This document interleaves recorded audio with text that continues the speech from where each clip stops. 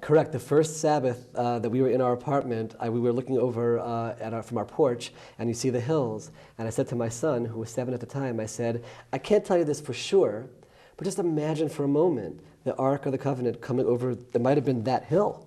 That hill, just imagine that scene and the people in the fields and seeing it come back and how they rejoiced and had a festival. And we're here, right? We're not in Silver Spring, Maryland, which is where I came from. We're here, and you can literally point to those mountains, and it's very likely that that's where that took place. So it has a very prominent place in the Bible. The cattle walked on their own, directed by God, obviously, and that's another thing which makes us feel so special in Beit Shemesh.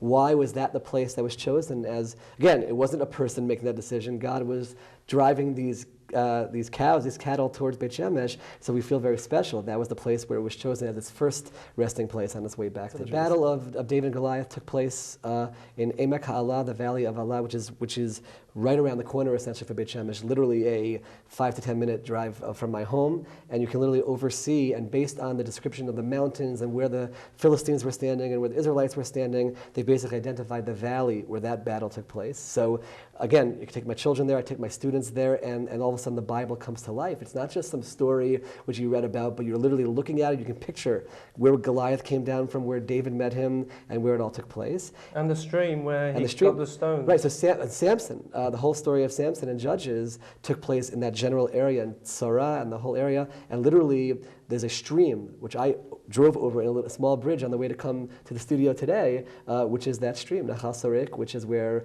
Samson used to roam around. And again, you can literally point that out to your children and to your students, and the Bible comes to life. Wow, wow. And you, at the moment, you're